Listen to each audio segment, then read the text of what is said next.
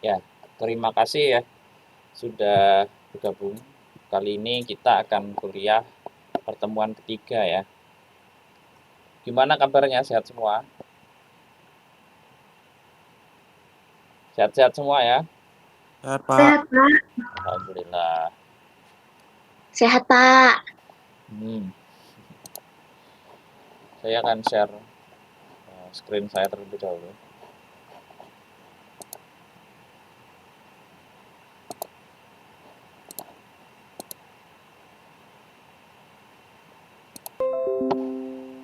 Apakah layar saya sudah terlihat? Sudah, Pak. Baik, terima kasih. Jadi hari ini kita akan membahas tentang pengolahan kakao ya. Tapi sebelum itu kita akan membicarakan terlebih dahulu tentang tugas. Ya. Jadi kita akan ada hari libur ya, minggu depan ya. Minggu lalu kita sudah libur karena ada disnatalis. Minggu depan juga kita libur lagi. Jadi akan saya ganti dengan tugas. Namun minggu depan tetap saya kasih materi dalam bentuk rekaman kuliah supaya kalian tidak terlalu nanti di belakang supaya tidak menambah terlalu banyak. Jadi saya jelaskan dulu ya tentang tugasnya. Jadi tugasnya ini ialah masing-masing mahasiswa membuat PowerPoint tentang kopi luwak sebanyak 10 slide.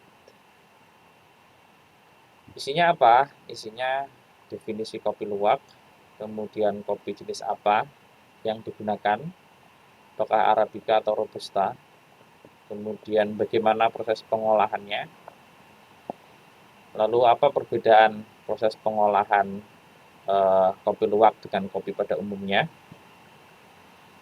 lalu bagaimana perbedaan cita rasanya, dan apa inovasi teknologi yang bisa Anda buat untuk kopi luwak tersebut. Mungkin kalau 10 slide nggak cukup ya 10-15 lah, 10-15 slide. Nanti tolong dikasih daftar pustaka atau referensi ya, baik itu dari jurnal, website, majalah maupun video YouTube, boleh kalian gunakan sebagai sumber referensi. Nah, setelah dibuat PowerPoint-nya, silahkan kalian rekam penjelasan kalian. Jadi PowerPoint yang kalian tulis itu kalian jelaskan dalam bentuk rekaman audio ya.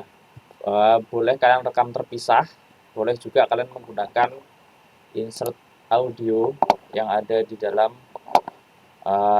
PowerPoint ya, seperti ini, record audio. Nah, nanti file PowerPoint rekaman audionya silahkan dikumpulkan melalui Google Classroom. Saya sudah upload di Google Classroom di bagian tugas kelas. Itu nanti kalian bisa lihat ya, atau via email ke email saya rezaws@institutperjogja.ac.id.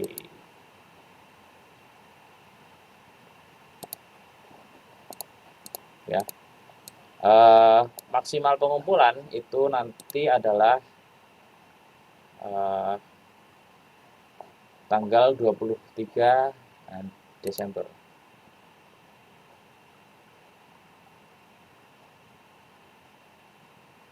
Ini supaya jelas. Ini tulisannya kok email saya nggak jelas, terlalu jelas ya. Huruf warna. Mungkin karena ini link jadi dia enggak apa. Ya. Nanti pengumpulannya 23 Desember ya. Artinya minggu depan, hari Rabu. Ada pertanyaan nggak dari tugas ini? Bisa dipahamin nggak? Gimana guys? Pak, kalau ditambah-tambah yang kita itu sendiri, Pak, apa kan Pak? Misalnya manfaatnya gitu, Pak. Boleh, kalau kalian mau menambahkan yang lain-lain boleh, silahkan. Yang penting ada yang poin-poin yang Bapak kasih itu ya, Pak? Ya, yang penting poin-poin wajibnya ada ya. Oke, Pak. Sisanya boleh kalian Makasih. tambahkan. Yang baru masuk siapa? Joshua Hasiha.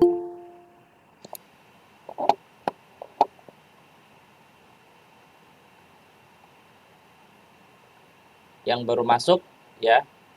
Saya sedang menjelaskan tentang tugas kalian untuk minggu depan.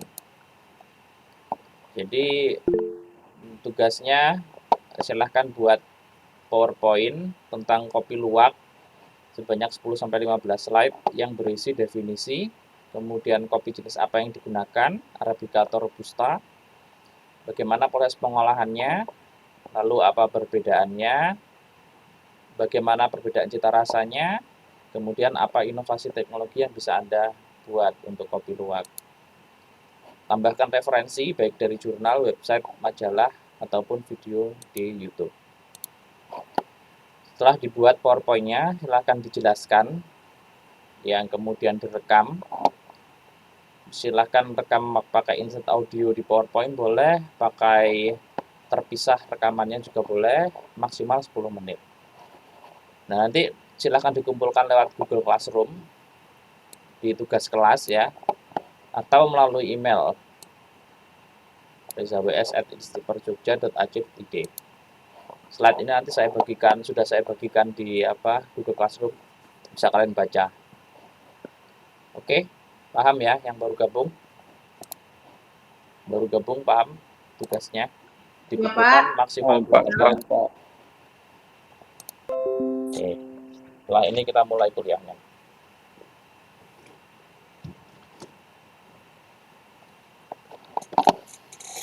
Ya, hari ini kita akan belajar tentang pengolahan kakao. Kakao ini merupakan produk yang spesial karena lemaknya ini bernilai tinggi. Lemak kakao ini yang membuat kakao atau coklat yang kita konsumsi itu rasanya lezat. Nanti setelah dipisahkan antara lemaknya dan bungkilnya akan bisa diolah untuk menjadi serbuk atau bubuk coklat seperti ini. Nah, proses pengolahan kakao sendiri sama seperti kopi, ada 2 tahapan, yakni pengolahan primer. Dari buahnya diambil bijinya, diolah, difermentasi, dan dikeringkan sehingga diperoleh biji nip kakao kering. Kemudian setelah itu baru diolah secara sekunder, yakni disangrai, kemudian di kempa atau di press sehingga diperoleh lemak kakao dan bungkilnya.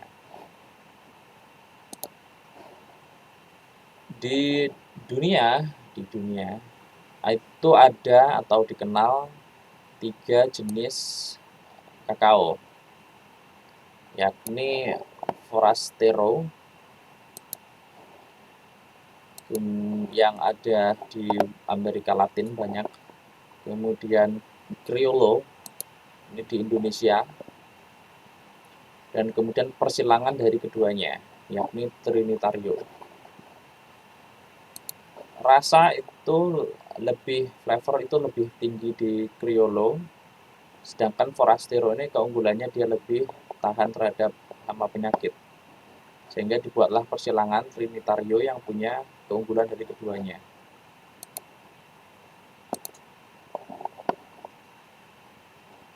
Criollo ini mutunya alias flavornya, kalau kita menilai dari kakao itu salah satunya adalah flavornya, itu sangat baik. Sehingga dia dikenal sebagai coklat mulia atau fine flavor cocoa dan choice cocoa dan juga edel cocoa yang merupakan jenis cocoa kakao terbaik. Buahnya ini berwarna merah gradasi sampai hijau. Kita bisa lihat di gambarnya. Merah gradasi kuning sampai hijau, Criollo. Dan kulit buahnya ini tipis, berbintil-bintil kasar dan lunak. Biji yang diperoleh itu berbentuk bulat terul dengan ukuran yang besar. Kotiledonnya itu berwarna putih ketika dia basah. Criollo sendiri punya subspesies, subjenisnya itu adalah Edel, yang mana ini ada di Ekuador, Venezuela, Indonesia termasuk Sri Lanka, Jamaika, dan sebagainya. Nah, Forastero, seperti yang saya katakan tadi, itu mutunya di bawah dari Criollo, atau flavornya itu di bawah dari Criollo, sehingga dia mutunya sedang. Dikenal sebagai ordinary ya. Kalau tadi fine, ini tingkatnya di bawahnya, yaitu ordinary. Buahnya berwarna hijau sampai kekuningan. Ini ya tidak terlalu valid sih, kalau di sini malah coklat ya cenderungnya warnanya. Kemudian kulitnya ini lebih tebal, namun biji buahnya itu tipis dan gepeng. Jumlahnya ini 93% di Brazil ya, di Afrika Barat dan Dominika. Ini dua ini negara di Amerika Latin ya, satu di Afrika. Nah, kemudian hibrida atau persilangannya itu ada namanya Trinitario, yang mana dia ini memiliki sifat fine flavor dari Criollo dan juga ketahanan hama seperti di Forastero. Namun apabila hasil penyelangannya itu diperoleh Forasteronya yang lebih dominan, maka dia nanti punya sifat seperti Forastero, yaitu mutunya sedang. Buahnya berwarna hijau atau merah dan bentuknya bermacam-macam, karena tadi mengikuti gen mana yang lebih dominan dalam hasil persilangan tersebut, Forastero atau Criollo. Biji buahnya ini juga bermacam-macam, bervariasi. Kotiledonnya berwarna ungu muda sampai ungu tua. Nah, anatomi sendiri dari buah kakao seperti ini ya. Kita bisa lihat dari kulit buah totalnya itu berkontribusi terhadap 65-70%, di mana kulit bagian terdiri dari kulit bagian luar, kulit bagian tengah, dan kulit bagian dalam.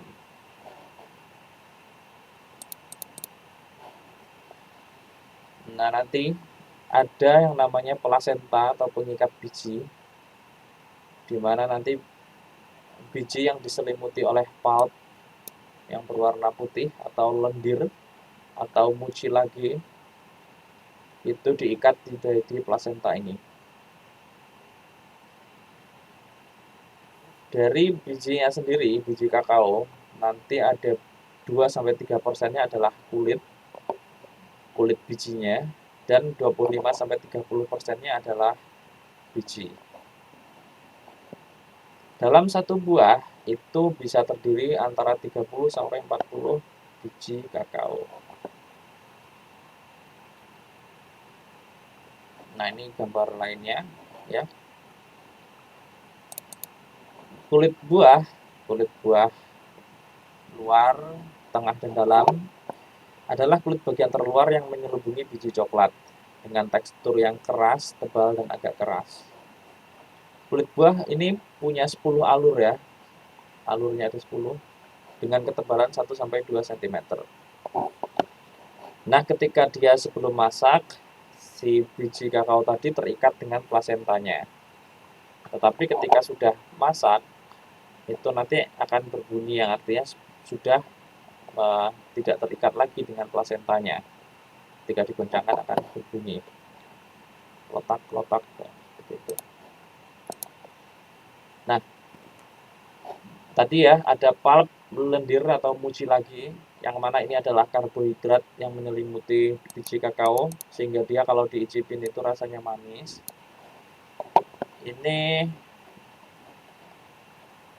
sebagian besar adalah air komposisinya dan sebagian kecil adalah gula atau monosakarida atau karbohidrat sederhana. Keping biji ini meliputi 86% sampai 90% dari berat kering keping biji. Kulit bijinya adalah 10 sampai 14% ya. Agak tidak sama dengan di gambar. Mungkin sampel yang diambil berbeda, tidak masalah. Nah, di dalam pulp atau lendir sendiri atau mucilage itu komposisinya sebagai berikut. Airnya ada 80 sampai 90, albuminoid atau protein ada setengah sampai 7%, setengah sampai 0,7, sorry.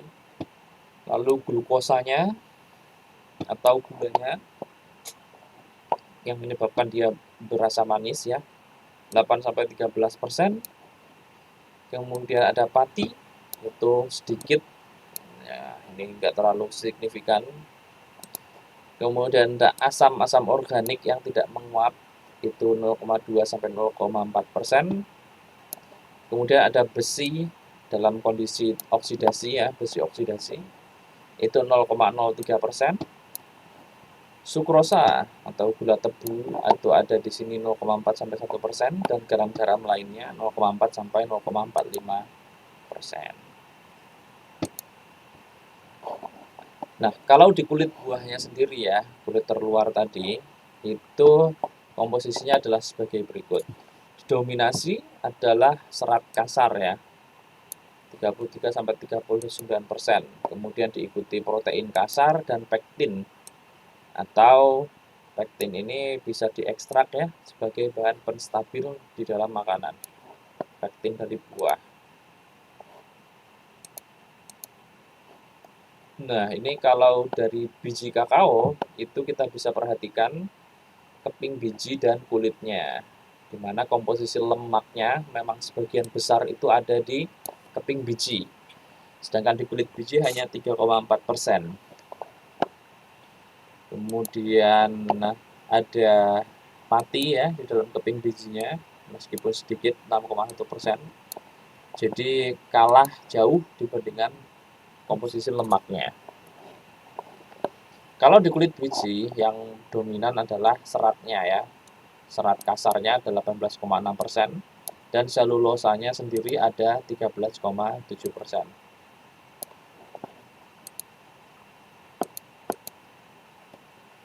Nah, pengolahan secara primer kurang lebihnya ialah sebagai berikut, dimulai dari pemecahan buah, kemudian dilanjutkan ke fermentasi. Setelah difermentasi dicuci, kemudian dikeringkan. Setelah kering disortasi untuk dipilih kualitasnya, dikemas dan disimpan.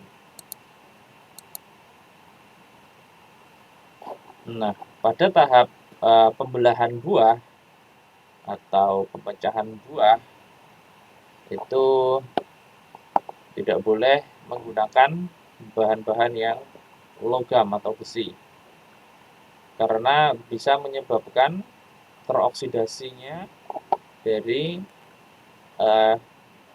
pulp ini. Kalau teroksidasi, maka nanti dia ketika difermentasi bisa menyebabkan warna hitam.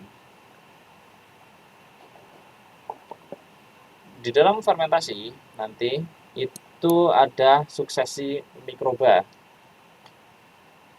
terjadinya secara alami, sehingga nanti bisa menghasilkan gula yang kemudian dimanfaatkan mikroba berikutnya untuk menghasilkan asam laktat, dimanfaatkan lagi untuk menghasilkan etanol, dimanfaatkan lagi oleh bakteri lainnya untuk menghasilkan asam asetat, sehingga rasa atau flavor di dalam biji kakao itu menjadi rich atau kaya ya. Nah, setelah itu dikeringkan untuk menghentikan fermentasinya, karena kalau dia berlanjut terus bisa menghasilkan pembusukan ya. Setelah itu baru dikeringkan. Nah, proses fermentasi sendiri itu harus dilakukan dalam kotak, namanya kotak fermentasi, di mana isinya ini harus hampir penuh ya. Tidak boleh kita isi hanya 1/4 saja atau setengah, 3/4 itu sudah minimum. lalu ditutup dengan daun pisang. Dan dijaga dia kondisinya anaerob atau tanpa udara. Sebisa mungkin dijauhkan dari cahaya, ditaruh di tempat gelap, dan ditutup rapat sehingga dia bebas udara.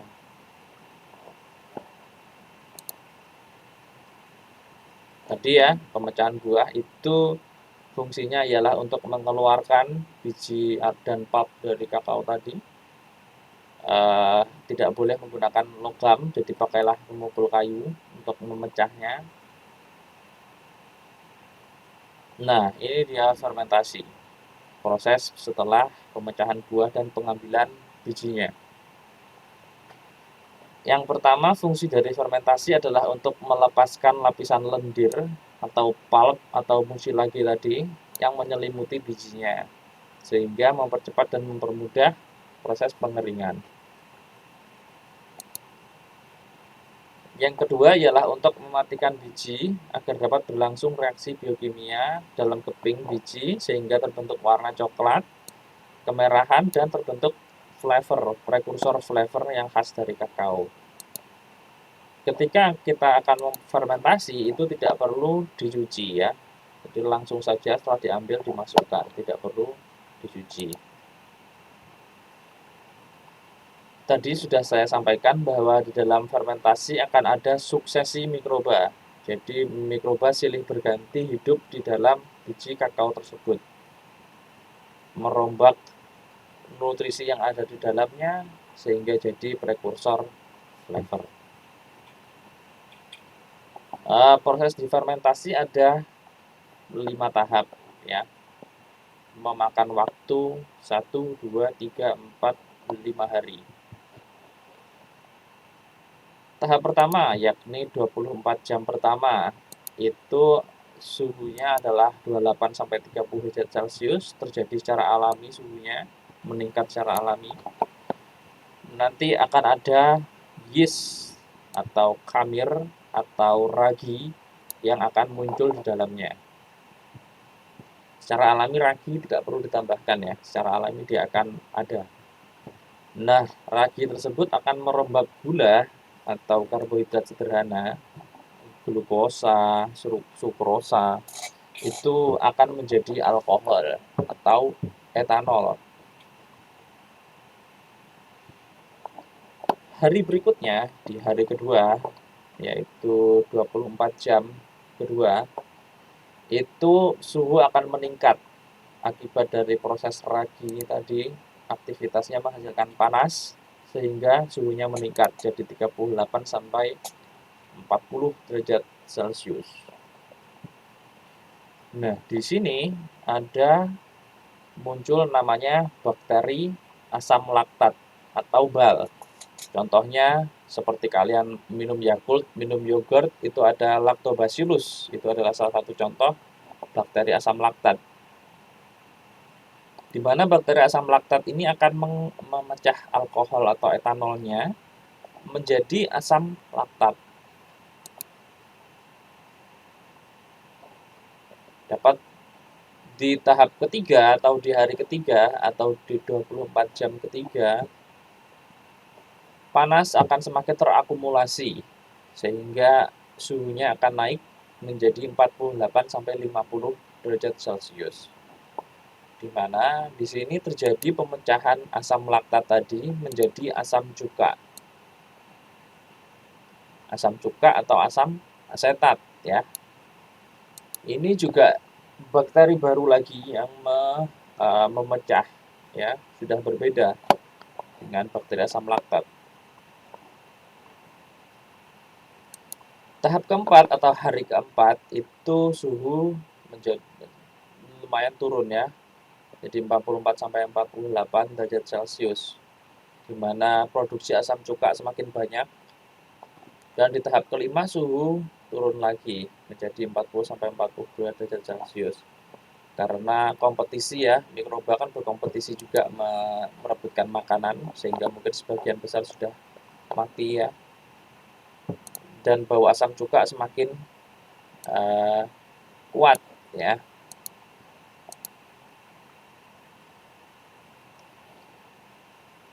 Nah, setelah 5 hari, ya kalau di sini sih tidak pas 5 hari ya, 62 jam kurang lebih. Kalau 5 hari pas itu berapa? Berapa jam? 120 ya. Ya di sini kurang lebih nggak sampai, kalau di sini ya lebih kurang 62 jam. Tapi kalau mau sampai 5 hari full itu juga nggak apa-apa, maksimal. Nah, setelah itu dilakukan perendaman selama 22 jam ya, selama lebih kurang 2 jam. Tujuannya apa? Yang pertama, agar kadar asam asetatnya itu berkurang. Yang kedua ialah menaikkan persentase biji bulat. Mungkin ini maksudnya agar biji kakao tersebut nanti ketika dikeringkan itu utuh, bulat, maksudnya utuh, tidak terjadi pecah ya. Kemudian untuk memperbaiki warna atau kenampakan biji kakao kering. Setelah direndam, itu dicuci untuk menghilangkan sisa lendir yang masih menempel tadi di dalam kulitnya, ya. Nah, setelah itu agar biji kakao tidak rentan terhadap serangan jamur dan hama selama penyimpanan. Yang ketiga ialah agar kenampakannya semakin menarik, makin bagus, dicuci biar kotorannya hilang. Kemudian setelah dicuci, itu kita keringkan kakao tersebut. Dikeringkannya bisa memakai alat atau memakai sinar matahari. Kalau sinar matahari itu lebih kurang 2 hari ya, agar kadar airnya turun 5-6%. Nah, dikombinasikan kemudian dengan pengeringan buatan, di mana suhunya itu 50 derajat Celcius ya, selama 48-60 jam. Nah, itu tadi adalah proses pengolahan primer ya. Setelah dikeringkan, kemudian disortasi, sama seperti pada kopi. Kemudian setelah itu disimpan di dalam sak, kemudian dibungkus plastik dan ditaruh di atas palet untuk penggudangan. Oke, sebelum saya lanjut ke pengolahan sekunder, ada pertanyaan tidak? Ini sudah presensi semua ya? Pak, mau nanya Pak. Silahkan Juan Tarigan. Itu kan tadi kan Bapak tadi kan ada bilang dalam proses pengeringan itu kan bisa pakai matahari, menggunakan panas matahari kan Pak. Nah tadi Bapak juga bilang ada alatnya. Itu kalau misalnya antara alat sama matahari itu ada perbedaan rasa yang ini nggak Pak? Misalnya hasilnya itu rasanya itu beda gitu, yang dari matahari sama alat itu. Ya, bagus, pertanyaan bagus. Jadi kalau urusan rasa itu memang sangat bergantung pada konsistensi suhu pengeringannya. Di mana nanti kalau misalkan pengeringannya itu dengan sinar matahari, otomatis kita harus mencari situasi yang panas ya. Ketika ada sinar matahari dijemur, tapi ketika tidak ada sinar matahari akan disimpan lagi. Nah, kondisi ketika dia disimpan dalam kondisi kadar air yang tidak terlalu rendah, itu rentan sekali terhadap pertumbuhan jamur ya, yang mana nanti bisa merombak prekursor senyawa cita rasa yang ada dalam kakao, sehingga kualitasnya bisa menurun. Beda halnya ketika digunakan pengering buatan ya, yang mana kita bisa kontrol suhunya, lamanya, nanti rasa dan flavornya itu juga akan lebih optimal karena meminimalisir adanya kontaminasi jamur tadi yang menyebabkan perubahan dari prekursor senyawa cita rasa. Meskipun sebenarnya proses pembentukan senyawa cita rasa itu bukan ada di pengolahan primer, tetapi ada di pengolahan sekunder, di mana pada pengolahan primer hanya menghasilkan prekursornya saja. Nah, nanti di sekunder kita akan pelajari di proses roasting terutama prekursor tersebut diubah ya, disangrai. Dengan proses penyangraian terjadi proses kimiawi yang merubah prekursor tadi jadi senyawa cita rasa. Begitu mungkin Juan. Baik Pak, jelas Pak jawabannya Pak. Terima kasih Ya, Pak. ya, sama-sama. Ada pertanyaan lagi yang lainnya? Silahkan.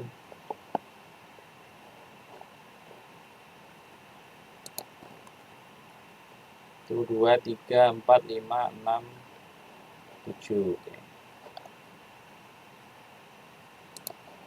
Kalau tidak bisa lanjut ya. Ini Pak, saya Lanjut, mau Pak. tanya, Pak. Oke, Lisa dulu Lisa. Sebenarnya untuk lama penjemuran itu ada mempengaruhi nggak sih, Pak, ke rasanya gitu loh, ke rasa kakaonya gitu? Iya, bagus sekali Lisa pertanyaannya. Jadi lama penjemuran itu mempengaruhi kadar air akhir yang diperoleh ya. Di sini kita hanya menurunkan 5-6% ya. Sehingga penjemurannya itu kurang lebih kalau sinar mataharinya bagus, itu 2 hari saja sudah cukup dengan sambil dibolak-balik. Kalau dengan alat 48-60 jam. Ketika kalau semakin lama dia dikeringkan, ada 2 kemungkinan ya. Yang pertama, kadar airnya bisa semakin turun. Itu bagus untuk mencegah pertumbuhan jamur ya. Jadi supaya tidak terkontaminasi jamur, bagus ketika kadar airnya makin turun. Namun ada kedua, tadi kan di pengolahan primer sudah membawa asam organik, prekursor senyawa cita rasa.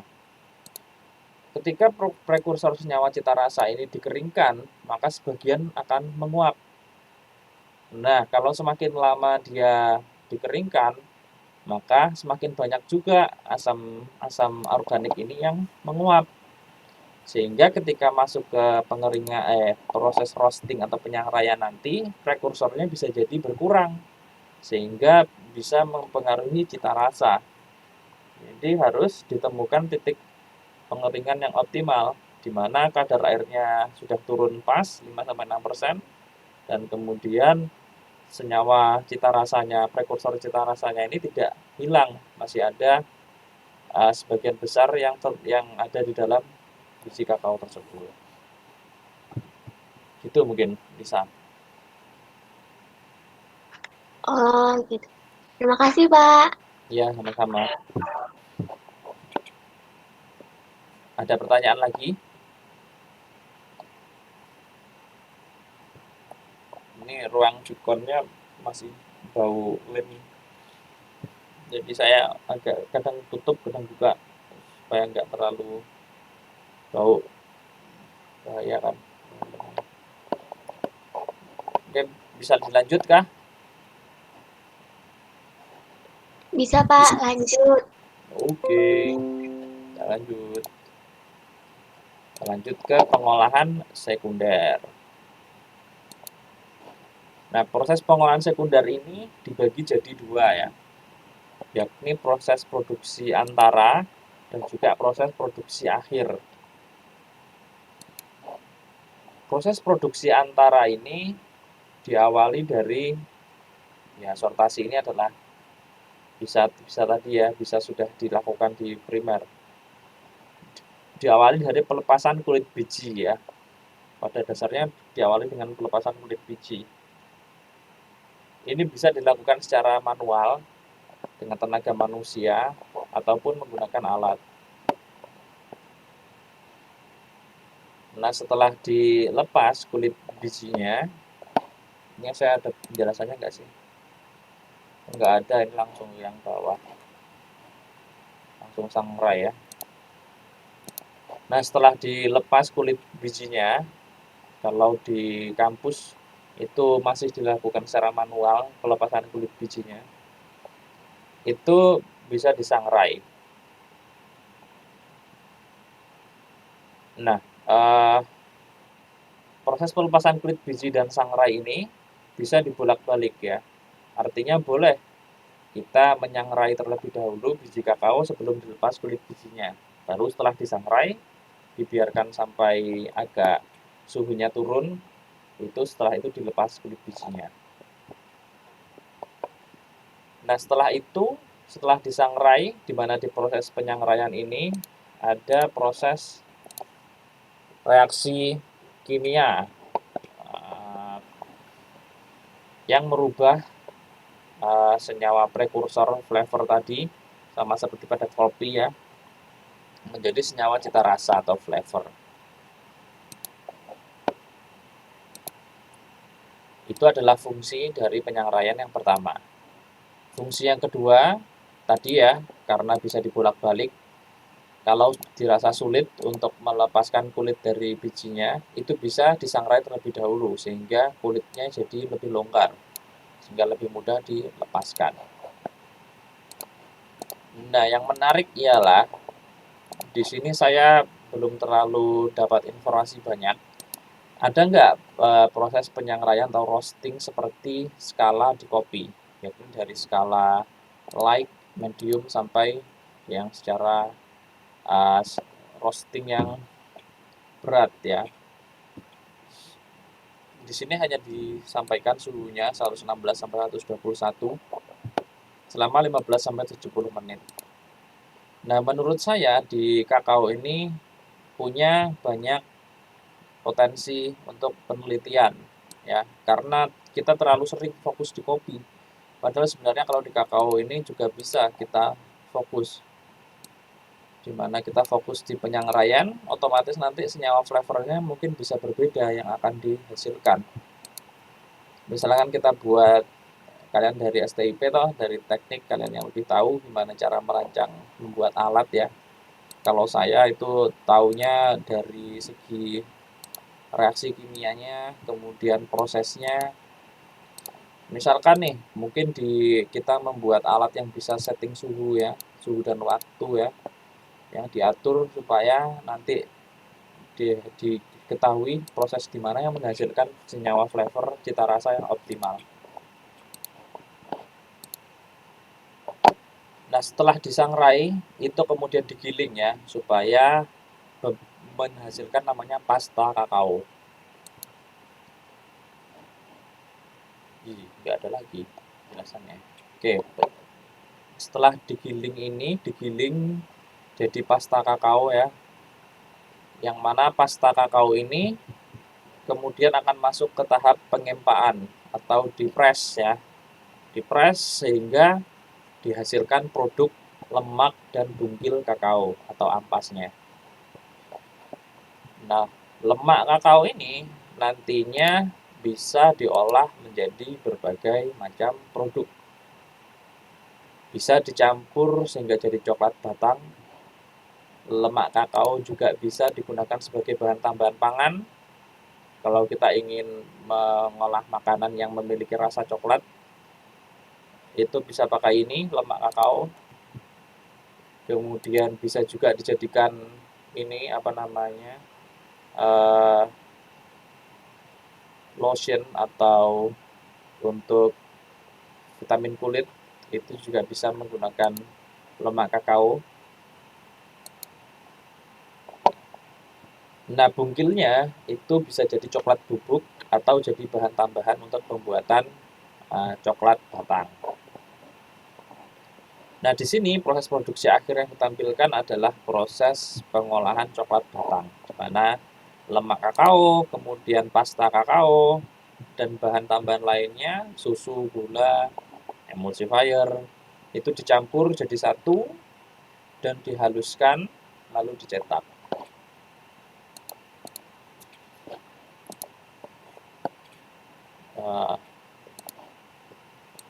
Di antara proses pengempaan itu ada proses namanya, di antara penyangraian dan pemastaan ya, penggilingan, itu ada proses namanya alkalisasi NIP ya.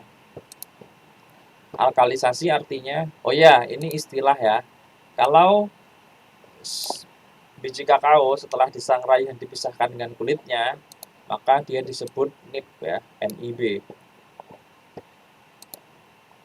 Nah, NIB ini bisa ditambahkan senyawa alkali atau senyawa basa seperti kalsium atau natrium karbonat atau natrium bikarbonat atau natrium hidroksida atau kalsium hidroksida, direndam selama 1 jam pada suhu 80-85 derajat Celcius agar warna dan flavornya itu meningkat. Nah, NIB tadi setelah dialkalisasi bisa dilanjutkan ke mengingat. Sekarang kita bahas tentang lemak kakao. Lemak kakao ini adalah lemak alami dari biji kakao. Penyangraian itu untuk lebih utamanya ialah untuk melepaskan biji dari kulit bijinya. Selama ini ya, meskipun mungkin ketika kita melakukan eksplorasi untuk proses ini kita bisa tahu flavor-flavornya. Nah, setelah itu nibnya akan dipres hingga diperoleh lemak kakao. Lemak kakao sendiri itu ada asam-asam lemaknya. Ada asam lemak stearat, ada palmitat, ada oleat, dan sedikit linoleat. Nah, saat ini itu lemak kakao sudah mulai digantikan fungsinya oleh lemak kakao pengganti. Namanya adalah cocoa butter substitute, di mana dia diolah dari sawit, minyak sawit yang mengandung asam palmitat, stearat, diolah sedemikian rupa, komposisinya diatur sehingga mirip bentuknya seperti lemak kakao dari minyak sawit, dari CPO. Nah, kalau asli, lemak kakao asli sendiri itu warnanya adalah kuning muda. Kalau kalian PL di kampus itu nanti bisa mengikuti proses ini pengempaan sehingga tahu warna asli dari lemak kakao. Yang mana lemak kakao ini nggak bisa dibiarkan terlalu lama di suhu kamar karena dia nanti bisa memadat. Ya, karena dia punya titik leleh 35 derajat Celcius. Bilangan penyambunan atau saponifikasinya adalah 188 sampai 198. Bilangan iodidanya 35 sampai 40. Dan ALB atau asam lemak bebas yang diizinkan itu ialah 1,5% hanya untuk asam oleat saja.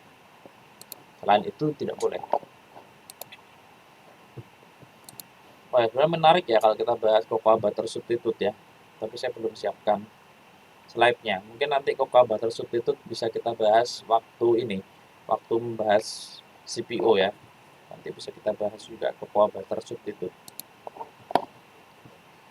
Produk coklat sendiri ada flavor dan tekstur yang diperhatikan untuk cita rasanya.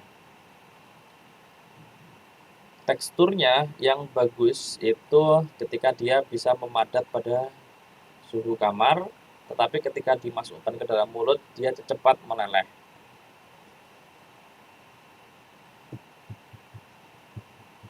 Kemudian tahapan-tahapan prosesnya terdiri dari pencampuran, pelembutan, penghalusan, tempering, dan pencetakan tadi ya. Bahannya bisa bervariasi, tergantung coklat seperti apa yang kita inginkan. Khusus pada tahap penghalusan atau concing, itu pada dasarnya dia ialah perlakuan untuk melembutkan atau memperkecil ukuran partikel dari bahan bakunya sehingga dia bisa tercampur secara merata dalam adonan coklat tersebut.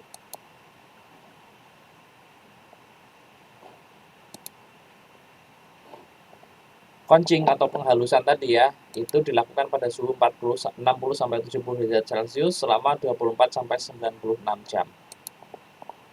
Nah, concing ini mesinnya itu ada pemanasnya, ada pengaduknya. Jadi ketika dipanaskan dia akan mengaduk. Sehingga partikelnya akan terpecah semakin kecil ukurannya dan semakin menyatu. Nah, menjelang akhir quenching itu ditambahkan bahan seperti lecithin. Lecithin ini adalah emulsifier ya, atau pengemulsi yang bisa menyatukan antara nonpolar dan polar. Nonpolarnya bisa berasal dari lemak kakao, susu, polarnya bisa berasal dari bahan tambahan pangan yang digunakan, gula misalnya. Kalau ditambahkan gula harus ditambah lecithin atau emulsifier. Dan kemudian vanili untuk memperkuat aromanya. Selama quenching, itu air dan senyawa cita rasa yang tidak diinginkan akan menguap. Partikel coklat, gula, dan susu akan terselimuti dengan baik atau menyatu dengan baik. Nah, lemak kakao akan memberikan sensasi halus pada coklat yang dihasilkan. Nah, setelah di quenching atau dihaluskan, maka diistirahatkan terlebih dahulu, yaitu tempering namanya. Pada kopi kan juga ada tempering. Agar kristal lemak kakaonya ini stabil bentuknya, tidak terlalu besar, tidak ada yang terlalu kecil, seragam semuanya. Tempering ini prosesnya dipanaskan lagi ya pada suhu 33-48 selama 10-12 menit. Setelah itu diturunkan atau didinginkan sampai 33 lagi. Kemudian diturunkan lagi sampai 26 dan dipanaskan lagi sampai 33. Setelah itu baru bisa dituang ke cetakan dan dicetak jadi coklat batang.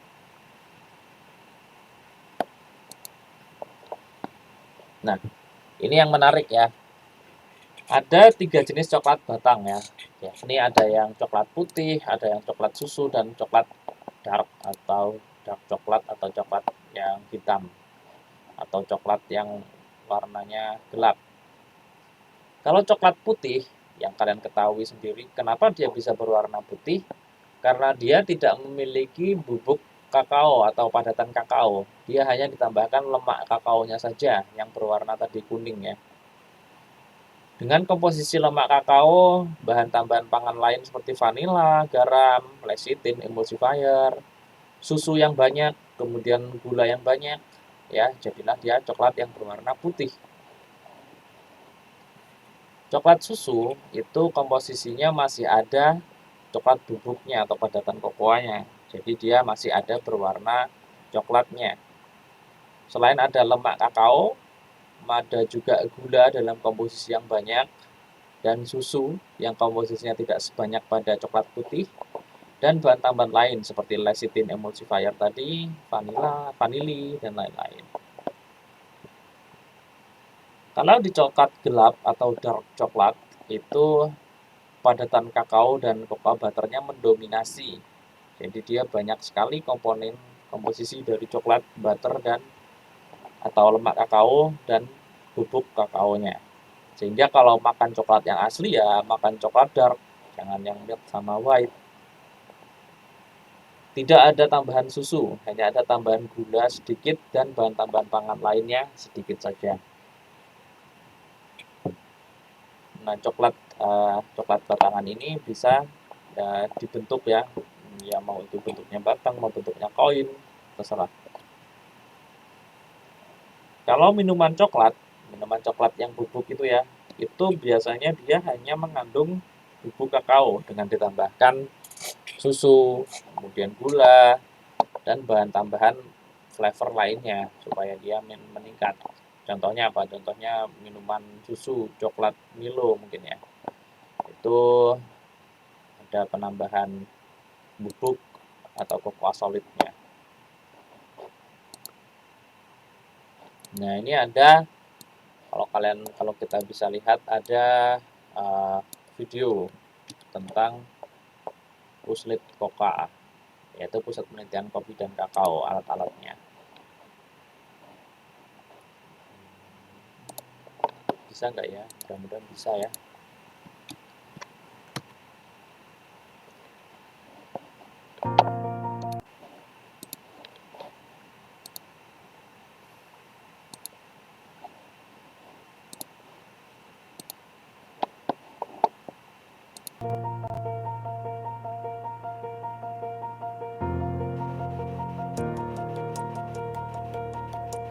Puslit Koka Indonesia adalah salah satu dari lembaga penelitian di Indonesia yang mendapat mandat untuk melakukan penelitian aspek agribisnis komoditas kopi dan kakao, mulai dari bahan tanam sampai dengan pengolahan produk. Puslit Koka pun merancang dan memproduksi mesin-mesin untuk skala home industry antara lain.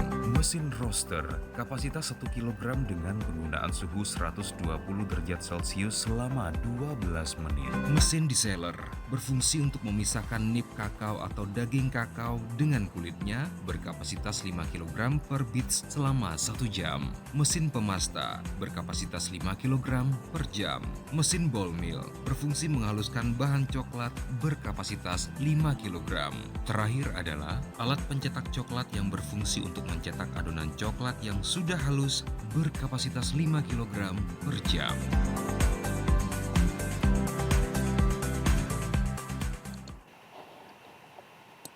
Itu aja. Ada pertanyaan kah?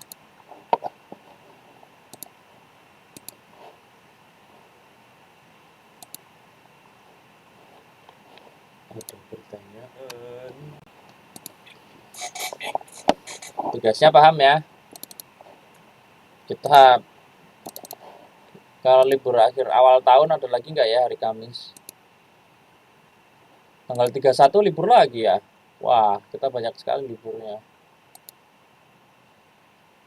Nggak apa ya, nanti pas libur saya ganti pakai rekaman kuliah saja ya. Halo. Baik, Baik, Pak. Pak. Kita ya Pak.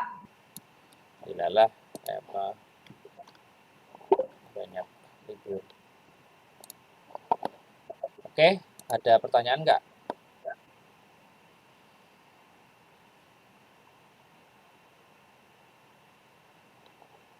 Kalau enggak, Risa, terima kasih Risa.